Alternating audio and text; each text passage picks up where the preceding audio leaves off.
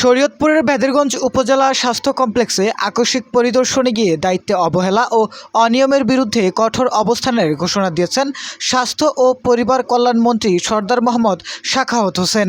হ্যাঁ, আপনারা যদি এরপরও ইরেগুলারিটিস করেন তাহলে অস্ত্র তো একটা আছে, টার্মিনেশন সাসপেনশন করবই। Will be very hard. শনিবার 1 আগস্ট দুপুরে কোনো পূর্ব ঘোষণা ছাড়াই বেদেরগঞ্জ উপজেলা স্বাস্থ্য কমপ্লেক্স পরিদর্শনে যান স্বাস্থ্যমন্ত্রী।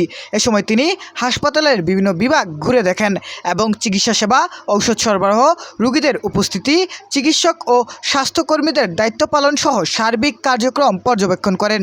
পরিদর্শনকালে চিকিৎসা নিতে আসা রোগী ও তাদের স্বজনদের সঙ্গে কথা বলে সেবার মান সম্পর্কে খোঁজখবর নেন।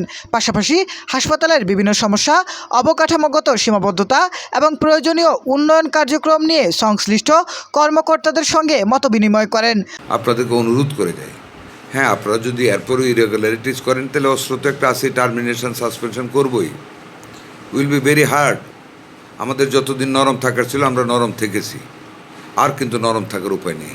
যদি এই সরকার ব্যর্থ হয়, মনে রাখবেন বাংলাদেশে কেউ বাস করতে পারবেন না, কেউ বাস করতে পারবেন না। এর চেয়ে সিনসিয়ার গভর্নমেন্ট, এর চেয়ে সিনসিয়ার প্রধানমন্ত্রী বাংলাদেশের ইতিহাসে আর আসবে না, ছিলও না।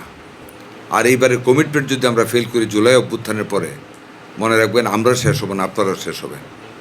কেউ কারো বাড়িতে থাকবেন না, ডিউটিতে থাকবেন না, কারণ সবার আমল নামা সবাই জানতেছে কে কী আমরা করতেছি। আমি খুব ভদ্রোচিত ভাষায় বলে গেলাম, অত্যন্ত আবেগ অনুরোধ নিয়ে আপনাদেরকে বলে গেলাম। এ সময় স্বাস্থ্যসেবার মান উন্নয়নে চিকিৎসক, নার্স ও স্বাস্থ্যকর্মীদের আরও দায়িত্বশীল হওয়ার আহ্বান জানিয়ে মন্ত্রী বলেন, খুব বিনয়ের সাথে আল্লাহর দোহাই দিয়ে ডাক্তার, নার্স, স্টাফ আপনাদেরকে বলে গেলাম, আমাদের মানুষদের সেবা দেবেন, যা আমাদের আছে সরবরাহ করবেন, রুগীদের সাথে ভালো আচরণ করবেন। এরপর যদি কোনো রুগীর সাথে বা সাপ্লাই আপনাদের কোনো অপতৎপরতা চোখে দেখি, একদিনও লেট করবেন না, go for termination and suspension. পরিদর্শন শেষে হাসপাতালের সামনে অবস্থিত দুটি বেসরকারি ডায়াগনস্টিক সেন্টারে অভিযান পরিচালনা করা হয়। অভিযানে প্রয়োজনীয় লাইসেন্স ও কাগজপত্র না থাকায় মডার্ন ডায়াগনস্টিক সেন্টার ও পপুলার ডায়াগনস্টিক সেন্টারের কার্যক্রম সাময়িকভাবে বন্ধ করার ঘোষণা হয়। এছাড়া সরকারি অফিস চলাকালে প্রাইভেট ক্লিনিকে চিকিৎসা সেবা দেওয়ার অভিযোগে 2 চিকিৎসককে কারণ দর্শানোর নির্দেশ দিয়েছেন স্বাস্থ্যমন্ত্রী। একজন ডাক্তার পেয়েছি, সরকারি চাকরি করে, এখানে এসে সরকারি টাইমের ভিতরে এখানে এসে অ্যানেস্থেসিয়া দিয়েছে, ওনার বিরুদ্ধে অ্যাকশন নেব।